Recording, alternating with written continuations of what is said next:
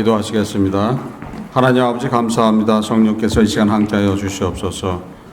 저희들 말씀을 깨닫는 시간 될 수 있도록 인도하여 주시옵고 말씀이 주는 은혜가 무엇인지 또한 깨닫게 하여 주시옵소서.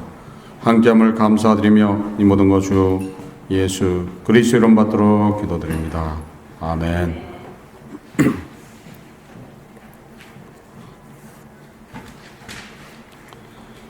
오늘은 예루살렘 교회의 핍박이라는 제목으로 말씀을 증거하기를 원합니다. 지난주에는 이제 사도 바울에 의해서 핍박이 오는, 그러니까 사도 바울 되기 전에 사울이었죠. 사울이 이제 예루살렘 교회를 핍박하기 시작하는 거죠. 그러니까 스데반 집사의 죽음을 통해서 이제 핍박이 오는 거죠. 그래서 핍박이 오는 것은 마치 그 예루살렘 교회 자체에 엄청난 순환과 고난이 오지만은 그거를 통해서 하나님께서 하시고자 하는 일이 있었다는 거예요. 그 일은 뭐예요? 복음을 증거하기 위함이다. 그러니까 예수 그리스도께서 지상 명령을 시행하시는 것이라는 거죠. 그러니까 예수께서 승천하실 때 말씀하신 지상 명령. 예루살렘과 유다와 사마리아 땅끝까지 복음을 전하라 했던 그 말씀이 이제 시행되는 겁니다. 그러니까 잘 알아들으셔야 될 것이 뭐냐면은 우리가 믿음이 충만하고 은혜가 충만했을 때는 그거를 가지고서 진짜 우리 가정 안에 은혜가 충만하다. 그러니까 나만 잘 믿고 나만 복 받고 그걸로 끝난다가 아니에요. 끝난다가 아니고 어떻게 해요? 지금 예루살렘 교회를 봐서 그 교훈이 어떻게 되는 거예요? 더 은혜가 충만하고 이렇게 됐을 때 어떻게 해요? 그 은혜 충만함을 전해야 된다는 거예요. 전해서 한 영혼이라도 구원에 이르게 해줘야 된다. 그렇게 되는 거예요. 그래서 그런 사항을 지금 설명해 주고 있는 겁니다. 그래서 그것은 뭐예요? 주님의 명령이고 주님이 그걸 위해서 오신 거예요. 그래서 한 영혼이라도 더 구원케 위해서 오셨던 분이 주님이라는 거예요. 또 하나님의 나라의 수에 들어가 있는 이방인을 위해서 자신의 생명으로서 그 이방인을 이끌어내는 모습입니다. 그러니까 주님의 뜻이 무언가를 잘 깨달을 때 우리는 주님과 합하는 그런 삶을 살아나갈 수 있다는 거예요. 내가 주님과 같은 뜻으로 지금 살고 있다. 그러면 거기에 대한 것은 다 어때요? 다 축복이 임하게 되어 있는 거예요. 근데 주님의 뜻은 이 뜻인데 나는 반대로 가고 있다. 그럼 어떻게 되는 거예요? 그러니까 동떨어져 있는 삶을 살 수밖에 없는 거예요. 성령은 지금 이쪽으로 가고 있는데 자신은 반대로 가고 있다면 성령이 있어요, 없어요? 성령도 없어요. 성령이 없으면은 당연히 아무것도 없는 거예요. 천사도 없고. 그러니까 지금 주님의 말씀대로 가게 되면 거기에 누가 계신 거예요? 성령이 계신 거예요. 그럼 성령이 계시면 거기에 당연히 천사들도 있는 거예요. 그러니까 나를 안전케 해주신다. 나를 보호해 주신다는 거예요. 그래서 내가 복음을 전하고 진짜 그 받았던 은혜를 전하기 시작하면은 거기에는 축복이 임하게 되어 있는 겁니다. 이 주는 교훈이 무엇인가를 잘 깨닫고 마치 그 자리에는 뭐 복음을 증거하기 위해서 사람이 죽고 순교 사건이 일어나는 겁니다. 그러니까 고통과 환란이 일어나게 돼 있지만은 그걸 통해서 누가 영광을 받는 거예요? 하나님께서 영광을 받는 거예요. 그러니까 우리가 은혜가 충만할 때 그 은혜의 충만으로서 내가 기쁨을 가지고 있을 때 하나님께서 영광 받는 게 아니고 내가 고난에 있을 때, 내가 환란에 있을 때 그때 누가 영광을 받으세요? 하나님께서 영광을 받으신다는 거예요. 내가 고난과 환란에 있을 때는 오직 누구만 바라보게 돼 있어요? 오직 주만 바라보게 돼 있는 거예요. 주만. 내가 근데 지금 어떤 은혜 속에서 풍족함을 가지고 있다. 주를 바라보는 시간이 자꾸 줄어버린다는 거예요. 주를 바라보는 시간이 자꾸 줄어버려요. 그러니까 어떻게 해요? 결국은 주님이 하나님께서 영광 받으시려면 어떻게 해요? 우리한테 고난과 환란을 주신다는 거예요. 그러니까 고난과 환란이 올 때에 그것이 하나님이 영광 받으신다는 거예요. 우리 그 말씀을 잘 깨달아야 된다는 거예요. 그래서 하나님께서 지금 나한테 고난과 환란을 줬다 하면은 그것은 뭐예요? 영광 받으시길 위함이다. 그럼 지금 영광 받고 계시니까 어떻게 되는 거예요? 그 환난과 고난은 곧 끝난다는 거예요. 그게 계속 이어지지 않는다는 거예요. 만약에 그 환난과 고난 속에서 이 세상을 떠났다. 그러면 어떤 축복이 있어요? 순교자의 축복이 있는 거예요. 순교자의 축복은 뭐예요? 하나님 보좌 바로 앞에 가 있는 사람들이 순교자라는 거예요. 그러니까 최고의 축복을 받는 거예요. 우리 이 세상의 삶은 아무것도 아니에요, 사실. 그런데 우리는 이 세상에 대한 염려와 체리와 미련이 많이 남아갖고 이 세상에 대해서 아주 즐거움을 가지려고 노력을 하고 있지만은 그것이 결국은 내가 이 세상 속에서 기쁨을 가지고 있었다, 어떤 행복을 가지고 있었다 그러면 하나님 얼굴 뵙는 그런 상황 속에서는 그것이 나한테 결코 좋은 것을 주지 않음을 알아야 된다는 거예요. 그래서 어떻게 역사하는가를 잘 생각하시면서 지금 예루살렘 교회의 핍박을 통해서 일어나는 일들입니다. 2절, 3절은. 그래서 예루살렘 교회의 핍박은 스데반 집사의 죽음으로서 시작됨을 볼 수 있고 또 예루살렘 교회의 핍박으로 사울이 교회를 잔멸하기 시작한다는 거예요. 또 예루살렘 핍박으로서 남녀 교인들이 옥에 갇힌다 하고 본문이 말씀하고 있습니다. 우리는 이 말씀을 통해서 나한테 어떻게 적용할 것인가, 또 이 말씀을 통해서 내가 앞으로 어떻게 해야 될 것인가를 잘 생각하시면서 말씀을 받으시길 바랍니다. 예루살렘 교회의 핍박은 스데반 집사의 죽음으로서 이제 시작됨을 볼 수 있어요. 그래서 상황을 보면은 지금 스데반 집사를 돌로 쳐서 죽인 다음에 그대로 방치해 놨던 거예요. 뭐 하루가 됐든지 며칠이 됐든지 그건 모르는 일이지만은 아무튼 방치가 돼 있는 상태에 있었기 때문에 지금 본문에 보면 본문 사도행전 8장 2절에 뭐라고 기록이 되어 있죠? 경건한 사람들이 스데반을 장사하고 이렇게 되어 있습니다. 그러니까 경건한 사람들이, 그러니까 아무나 가서 지금 스데반 집사의 시신을 걷어올 수가 없었던 거예요. 상황이. 잘못하다가 어떻게 해요? 거기 갔다가 자기들도 돌에 맞을 수가 있기 때문에 아무나 못 갔다. 그러니까 당연히 어느 시간 동안은 방치가 돼 있었던 거예요. 그러니까 어느 시간이 얼마나 지났는지는 모르지만은 최소한 하루는 지났을 거란 말이에요. 거기에 풍습들이 그래요. 만약에 누구를 정죄한 다음에 돌로 친 다음에 어떻게 해요? 그걸 놔두는 거예요. 교훈 삼아서. 그런 식으로 좀 무식한 지역입니다. 그래서 사람을 능지처참시킨 다음에 사지를 찢어놓고도 달아놓는 사람들이 그 사람들이에요. 그러니까 아주 무서운 사람들이죠. 지금 보면은 이제 경건한 사람들이 가서 그 시신을 수습한 거예요. 그러니까 그 사람들은 누구예요? 죽음을 두려워하지 않는 사람이래요. 죽음은 죽으리라 하고 나가 있는. 그러니까 진정한 그리스도인이라고 볼 수 있죠. 그러니까 그 안에는 뭐예요? 성령이 충만되어 있는 그런 사람들이에요. 그 성령이 충만되어 있는 사람들이 가서 그 시신을 수습하고 어떻게 했다 그랬어요?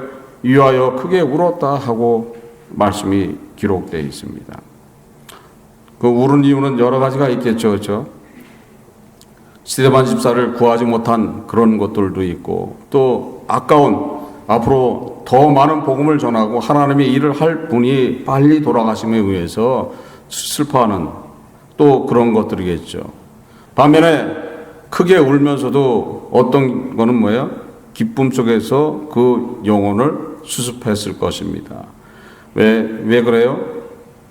주님이 하나님 우편에 서서 지금 스데반 집사의 영혼을 받으셨기 때문에 최고의 축복을 받으신 분이 누구예요? 스데반 집사라는 거예요.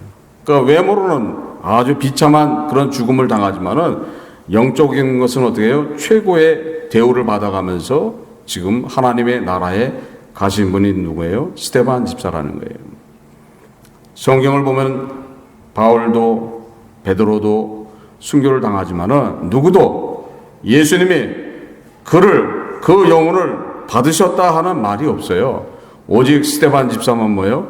하나님 우편에 앉아 계신 예수님이 일어나서 그 영혼을 받아주셨다. 그러니까 최고의 지금 순교자로서 최초의 순교자면서 최고의 대우를 받고 가신 분이 누구예요? 스데반 집사라는 거예요. 그러니까 스데반 집사는 지금 우리가 알지 못하지만 하나님 우리 주님이 있는 데 가 보면은 알겠죠. 주님 바로 옆에 계신 분이 스데반 집사일 겁니다. 그러니까 죽음은 어떻게 해요? 엄청난 고통과 그 순환을 당하면서 자기의 생을 마감했지만은 그것이 뭐예요? 반대로 축복으로 임하고 그걸 통해서 하나님께 영광을 돌렸다. 그러니까 하나님한테 영광을 돌렸기 때문에 가장 큰 축복을 받은 분이 스데반 집사인 줄 믿습니다. 우리는 스데반 집사를 통해서 받아야 될 것이 무엇인가? 내가 희생과 헌신을 할 때 그것은 누가 다 챙겨주신다? 이렇게 나와요. 주님께서 다 챙겨주실 줄 믿습니다. 이 모든 것들이 근데 누구로부터 예언되어 있던 거예요? 예수님으로부터 다 예언되어 있었던 말씀이에요. 마가복음 13장 9절에 보면 너희는 스스로 조심하라. 사람들이 너를 공회에 넘겨주겠고 너희를 회당에서 매질하겠으며 나로 인하여 너희가 관장들과 임금들 앞에서 서리니 이는 저희에게 증거되려 함이라 하고 말씀하고 있습니다. 마태복음 10장 22절에도 또 너희가 내 이름으로 인하여 모든 사람에게 미움을 받을 것이나 나중까지 견디는 자는 구원을 얻으리라. 누가복음 21장 12절에 이 모든 일 전에 내 이름을 인하여 너에게 손을 대어 핍박하며 회당과 옥에 넘겨주며 임금들과 관장들 앞에 끌려가리니와. 누가복음 21장 17절에 또 내가 내 이름으로 인하여 모든 사람에게 미움을 받을 것이나 라고 기록이 되어 있습니다. 그러니까 지금 예수 그리스도께서 벌써 다 예언해 놓은 말씀이에요. 그러니까 자신의 이름 때문에 핍박을 올 것이다 하고 말씀하고 있고 그를 통해서 하나님께 영광 돌리는 그런 사건이라고 말씀하고 있습니다. 그러니까 종교적인 변화는 뭐예요? 충격에 의해서 시작됨을 볼 수 있습니다. 그러니까 그 충격에 의해서 모든 것들이 변화가 온다.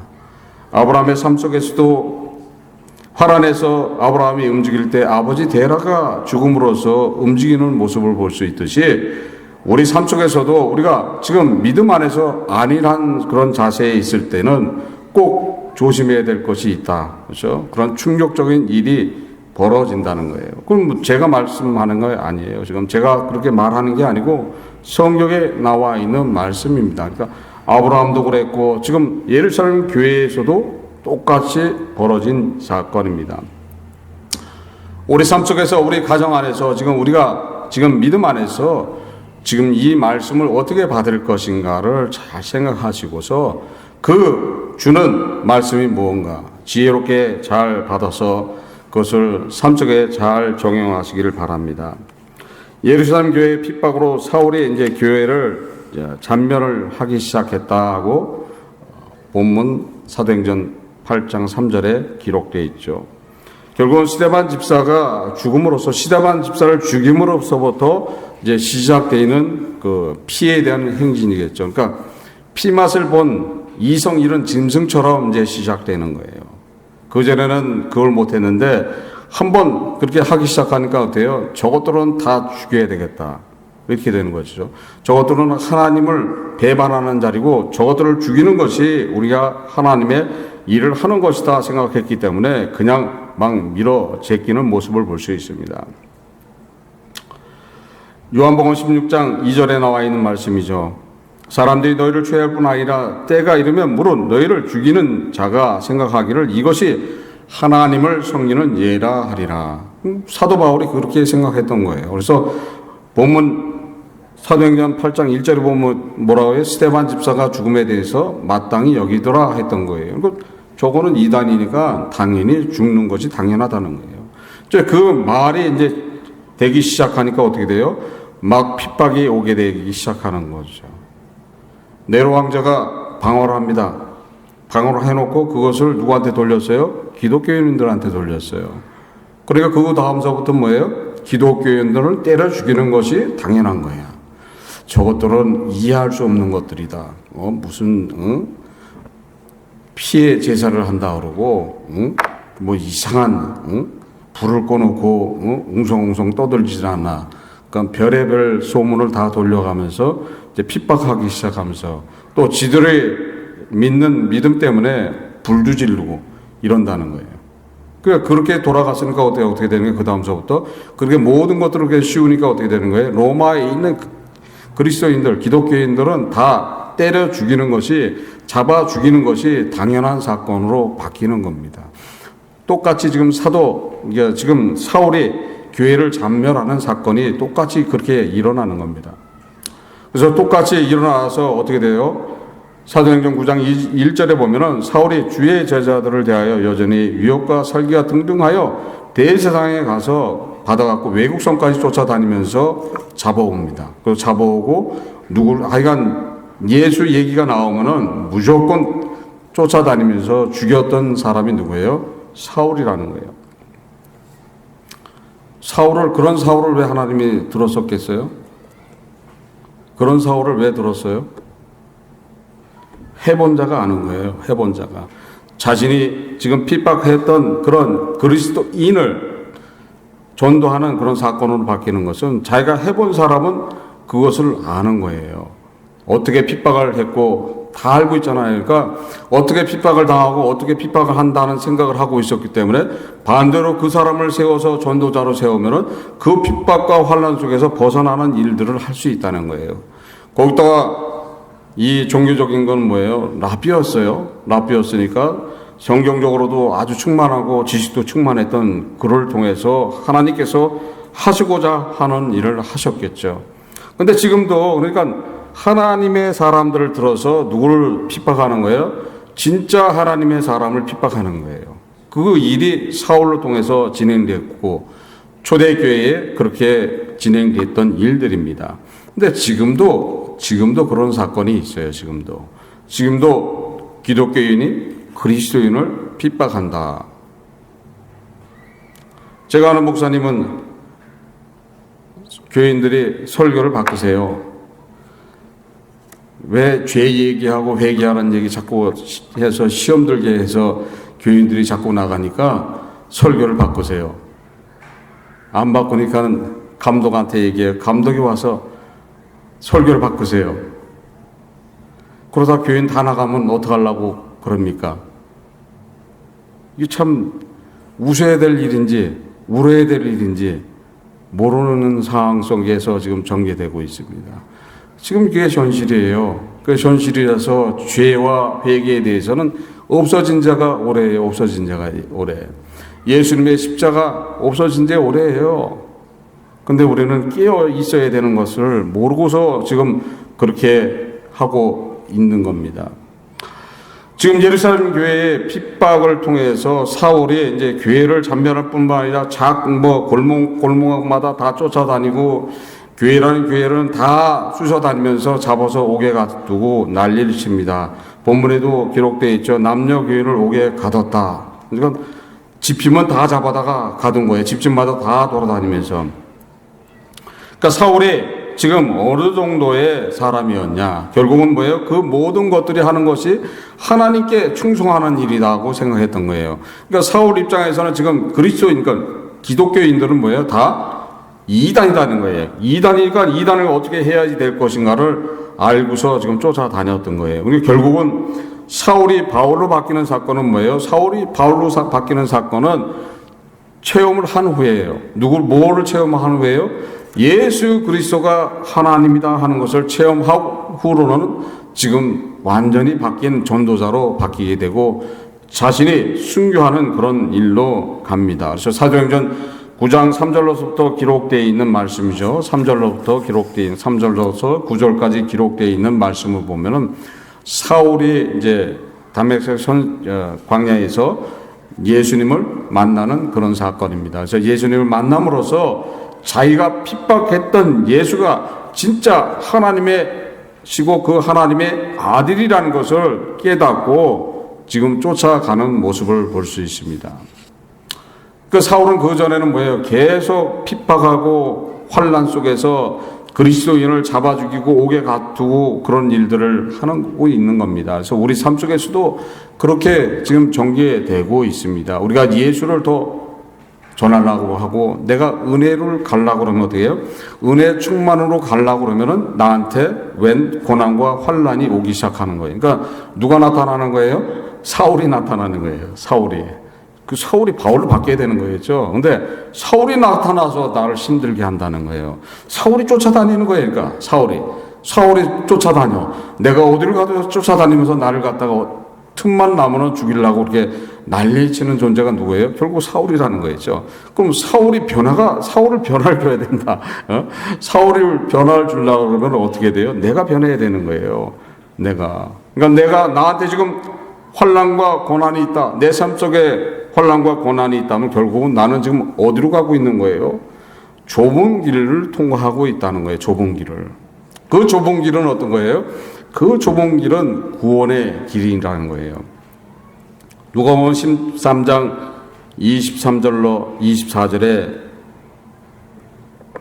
혹이 여짜오되 주여 구원을 얻는 자가 적음이니까 저에게 이르시되 좁은 문으로 들어가기를 심쓰라. 내가 너에게 이르노니 들어가기를 구하여도 못하는 자가 많으리라 하고 예수님께서 말씀하셨습니다. 또 마가복음 7장 13절 14절서부터 시작해서 24절까지 기록되어 있는 말씀입니다.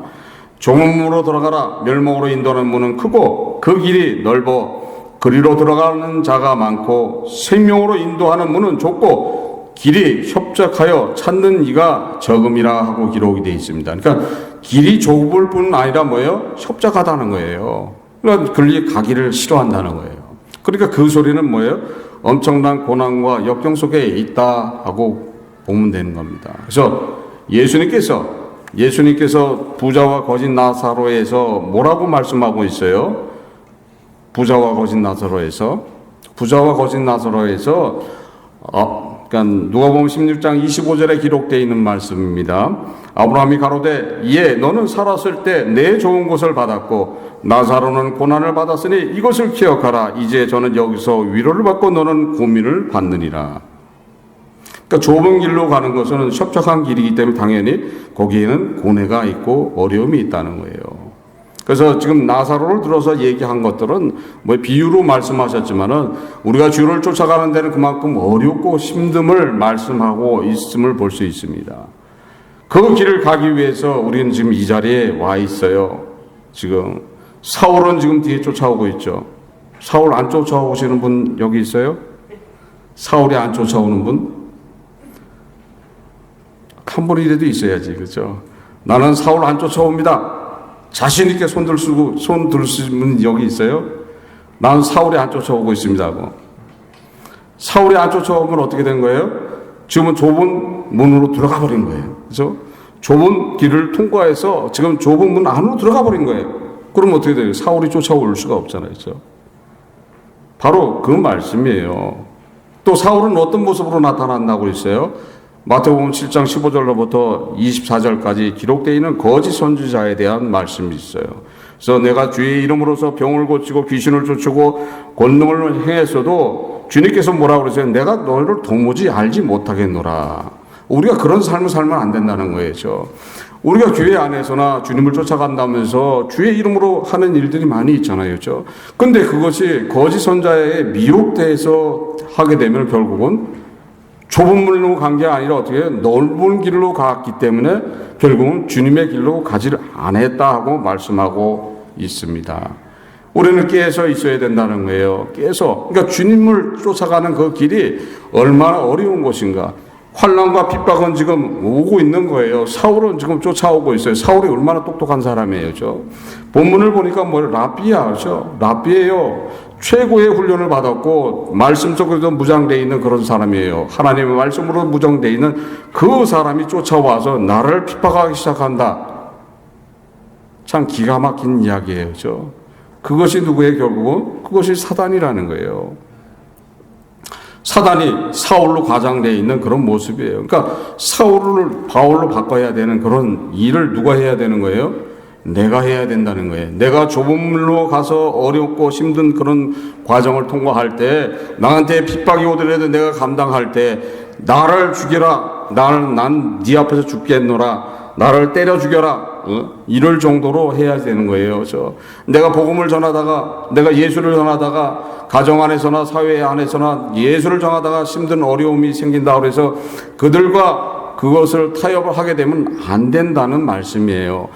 좁은 길은 그만큼 힘들다는 거예요. 우리가 단적으로 이야기할 수 있는 것들도 있습니다. 단적으로 이야기할 수 있는 게, 제가 어제 인터넷을 보면서 한번 서치를 해봤어요. 인구가 어느 정도, 세계 인구가 어느 정도 되나 했더니 71억 3천만 정도 된다고 나와 있어요. 2013년도 중에서. 그 중에서 그러면 예수 믿는 사람들이 어느 정도 되냐 했더니 23억 5,400만이라는 거예요. 근데 그 중에서 개신교는 4억밖에 안 돼요. 개혁. 카톨릭이 12억 정도가 돼요. 그럼 개신교가 4억밖에 안 돼. 그러니까 통틀어서 예를 들어서 20억의 지금 기독교인들이 있다. 전체 인구가 71억이다. 근데 이방인의 수는 어떻게 되어 있어요? 이방인의 수는 지금 이스라엘 백성의 수예요. 이스라엘 백성만의 수만큼 실족한 수가 이방인의 수로서 지금 채워주는 거예요. 그러니까 그 수만큼의 사람들만 구원에 이른다고 하는 거예요. 그러니까 좁은 문이다, 좁은 길이다, 그 일은 협착하다 하고 말씀하신 것이 맞다는 소리예요. 누가 말씀한 거예요? 예수님이 말씀하신 거예요, 그거는. 근데 지금 좁은 문이다, 좁은, 그러니까 더 놀라운 사실은 어떤 거였냐면은, 유대인이 저는 한 5천만 정도 되는 줄 알았어요. 5천만 정도. 근데 보니까는 1,400만 밖에 안 돼요. 1,400만 개. 그러면 71억에 1,400만이면 퍼센트가 어떻게 되는 거예요? 0.2%야. 0.2%. 0.2%에 지금 기독교인이 20억이다. 그러면 20억 안에서 지금 1,400만만 구원에 들어가는 거예요. 이건 단적으로 이야기하는 거예요, 지금 이거는. 만약에 지금 상황 속에서 그렇게 전개된다면 그렇게 된다는 거예요. 그러면 이건 심각한 거예요. 20억의 경쟁을 해야 되는 거야. 1,400만을 가지고서. 그럼 당연히 어떻게 되는 거예요? 좁은 문이에요, 좁은 길이고. 그 길 가기가 쉽지 않다는 거예요, 결국은. 그 길 가기가 그렇게 어려운 길이 뭐예요? 구원의 길이라는 거예요. 우리가 안위하고 있을 때가 아니라는 거예요, 지금. 깨어서 있어야 된다. 지금 종말이 어떻게 이루어질지 어떻게 해요? 예수님 재림하면 끝이에요. 그것보다도 자신들의 개인마다 종말은 또 다 틀려요. 그렇죠? 내 개인의 종말이 어떻게 올지 어떻게 알아요? 당장 이 자리에서 떠날 수도 있어요. 이 자리에 앉아있다 갑자기 심장마비로 갈 수도 있는 거예요. 그러면 따져보니까 어떻게 되는 거예요? 지금 이 자리에 앉아 계신 분 중에서도 불과 소수만 구원에 이룬다 이렇게 되는 거예요. 그렇게 되면은 그러니까 엄청난 일들이에요. 그래서 저희 손익회 성도님들은 모두 다 그 퍼센트에 다 있는 줄 믿습니다. 그것들이 또 틀려지겠죠. 그렇죠? 그러니까 틀려지면 어떻게 되는 거예요? 틀려진 모습이 있어야 된다는 거예요. 지금 좁은 길로 가기 위해서, 그 좁은 협착한 길로 가기 위해서 거기에 부대침과 어려움과 고난과 환난을 다 감당해야지 된다는 거예요. 그걸 감당치 못하면 어떻게 되는 거예요? 좁은 길로 들어가지 않으니까 나는 편안한 길, 넓은 길로 가고 있다면 어떻게 되는 거예요? 해당 사항이 없다는 거예요. 그걸 알 수가 없는 거예요, 지금. 몇 명이나 지금 선택을 받아갖고 지금 그 길로 가고 있는 건지 모른다는 거예요. 그래서 이방인의 수에 들어가는 게 엄청나게 어렵다. 그러니까 하나님의 나라를 깨닫고 보니까 이거 무섭네 이렇게 되는 거예요. 하나님 나라는 뭐예요? 하나님의 실체는 하나님께서 아브라함을 선택해서 그 자손을 통해서 이루어지는 나라가 하나님 나라예요. 그들이 실족할 때 그 실족을 하는 수만큼에 채워주겠다 하고 말씀하신 것이 로마서 11장 12절과 15절과 25절, 26절, 30절에 나와 있는 말씀이에요. 근데 그 말씀이 그대로 지금 진행되고 있는 거예요. 그러면 이스라엘 백성이 실족한 수만큼의 수가 이방인의 수다. 그 수가 많아야 되는데 1,400만 밖에 안 되는 거예요. 그러니까 엄청난 그런 좁은 문이에요. 우리가 그래서 어떻게 할 것인가를 잘 생각하세요. 어떻게 지금 믿어야 될 것인가, 어떻게 줄을 쫓아갈 것인가 잘 생각해서 쫓아가야 된다는 거예요. 예수님께서는 팔복에서 이런 말씀을 하시죠. 마태복음 5장 10절에 의를 위하여 핍박을 받는 자는 복이 있나니 천국이 저희 것입니다. 그러니까 어떤 핍박과 고난과 혼란과 어려움이 있더라도 그것을 감당하는 자한테 좁은 길로 들어가는 것이 허락되어 있고 그들한테 좁은 문으로 들어가는 것이 허락되어 있다는 겁니다. 그래서 거지와 부자에서 그렇게 말씀하신 거예요. 당연히 뭐예요? 고난이 있다는 거예요. 고난이 없이는 그 좁은 길로 갈 수가 없고 좁은 문로 통과할 수가 없다는 거예요. 경쟁률을 생각해 보세요. 경쟁률을. 엄청난 거예요. 그러니까 우리는 더 없게 해서 어떻게 되는 거예요? 주님과 교통하고 교제해야지 된다는 거예요. 내 자신을 처복종시켜서 누구를 쫓아가야 돼요? 주님과 동행하는 삶을 살아가야 된다는 거예요. 새벽 기도는 보면은 그 교회의 10%입니다. 보통 11조라고 얘기해요. 그래서 10%의 사람들이 그 교회에 새벽 예배를 드리고 있어요. 그럼 11조에 해당되어 있는 사람들이에요. 그렇게 되면 어떻게 되는 거예요? 그 사람들은 그래도 가능성이 있죠. 그렇죠? 가능성이 있는 거예요. 20억 중에서 진짜 그 20억이 그리스도인이 23억 정도가 되는데 그거 쭉쟁이도 다 빼도 14억 정도가 진짜다. 그렇죠? 진짜다. 그러면 그거에 해당 사항이 거기 지금 그거를 축복을 받을 수 있는 조건 안에 들어가 있는 거잖아요. 축복을 받을 조건 안에. 그러니까 그렇게 해도 새벽기도 다닌다고 또 되는 것도 아니야, 사실요. 새벽 예배 다닌다고 다 들어가는 거 아니죠. 새벽 예배를 다녀도 어떻게 다녀야 돼요? 주와 함께하는 삶으로 다녀야 된다는 거예요. 항상 주님과 교통교제하기 위해서 주님을 만나는 기쁨을 가지기 위해서 새벽 제단을 쌓는다 하면은 좀 더 좁은 문으로 들어가 있는 거예요. 좁은 길로 들어가 있는 거예요. 그만큼 어렵잖아요. 자신과 싸움에서 이겨야 되는 그런 상황이라는 거예요. 자신과 싸움에서 이길 때 구원의 길로 이룰 수 있다고 누가 얘기하고 있는 거예요? 예수님이 말씀하신 거예요. 그거는 사도 바울을 베드로 다 떠나서라도 예수님께서 좁은 문, 그 길은 협착한 길이다 하고 말씀하고 있습니다. 누가복음 6장 46절에 주님께서 이런 말씀을 하고 있어요. 너희는 나를 불러 주여 주여 하면서도 어째요 나의 말하는 것을 행치 아니하느냐 하고 말씀하고 있어요. 우리가 주님을 쫓아간다 하면서 나는 주님을 위해서 삽니다. 예수 그리스도의 이름으로 기도합니다. 나는 진짜 복음을 전하기를 원합니다. 전도하기를 원합니다 하면서 뭐예요? 왜 주님의 말을 따라가지 않느냐 이렇게 말씀하고 책망하고 있는 거예요. 왜 내 말대로 살아가지 않고 있느냐 하고 말씀하고 있는 겁니다. 우리는 지금 주님께서 말씀하시는 그 말씀이 무언가를 잘 깨달아야 된다는 거예요. 지금 이 자리에 와 계십니다. 예수님께서 이 자리에 와 계셔서 지금 그렇지 않고 있다 하면 눈물을 흘리신다는 거예요. 2000년 전에 자신의 생명으로서 모든 걸 이뤄놨다 했는데도 그걸 믿지 못하고 지금 안일하게 생활하고 있다 그러면 어떻게 되는 거예요? 내가 너를 구원하기 위해서 내 그 십자가의 고통과 모욕과 수치와 멸시를 당하면서도 죽기까지 하나님 아버지한테 순종해서 이뤄놓은 구원인데도 불구하고 너는 왜 지금도 이러고 있느냐 하고 말씀하고 있는 말씀이에요. 우리가 주님이 주시는 말씀이 무언가를 잘 깨달아야 된다는 거예요. 지금 예루살렘 교회에 핍박이 온 거는 뭐예요? 지금 안일한 자세에 있었기 때문에 지금 거기를 핍박을 통해서 그들이 흩어져서 복음을 증거하게 하기 위해서라는 거예요. 그래서 예수님의 시상명령인 예루살렘과 유다와 사마리아 땅끝까지 복음을 전하기 위해서 거기에는 뭐예요? 지금 핍박이 일어나는 거예요. 어떤 핍박이 죽음의 핍박이 일어난다는 거예요. 우리가 지금 그런 핍박 속으로 자처해서 가지 말라는 거예요.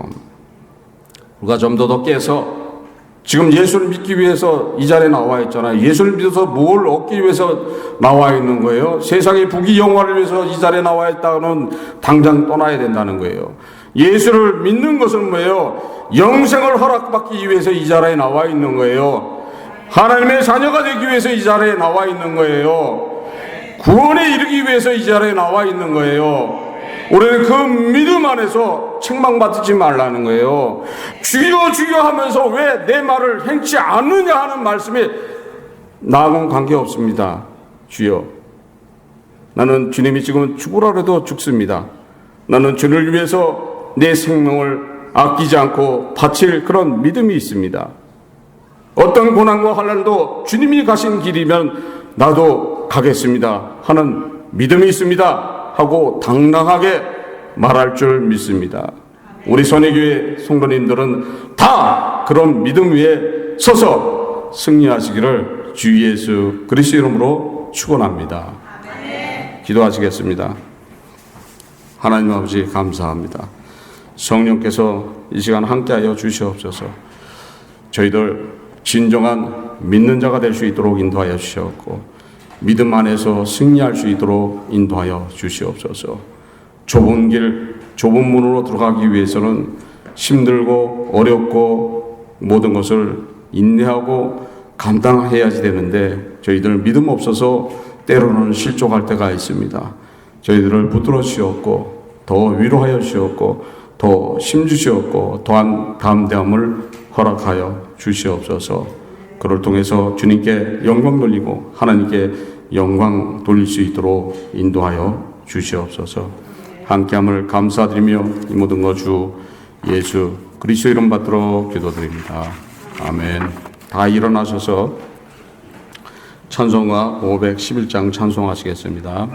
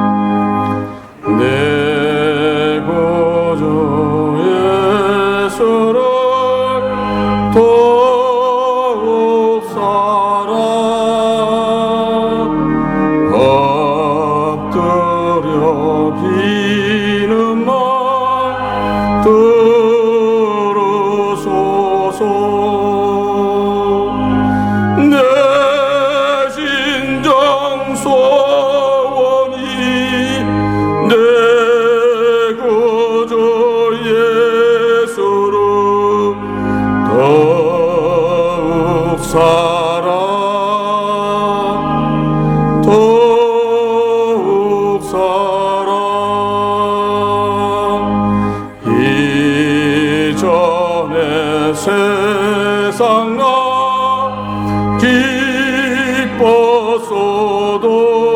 기뻤어도 지금 내 기쁨은 오직 예수 다만 내 비는만 내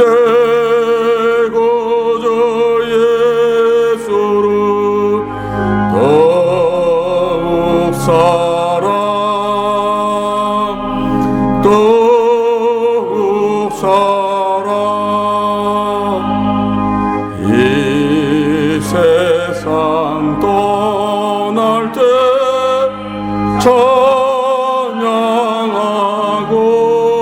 찬양하고 숨질 때 하는 말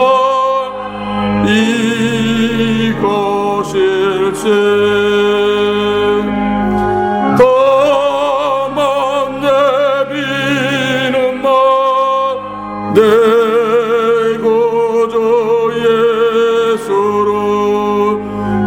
더욱 사랑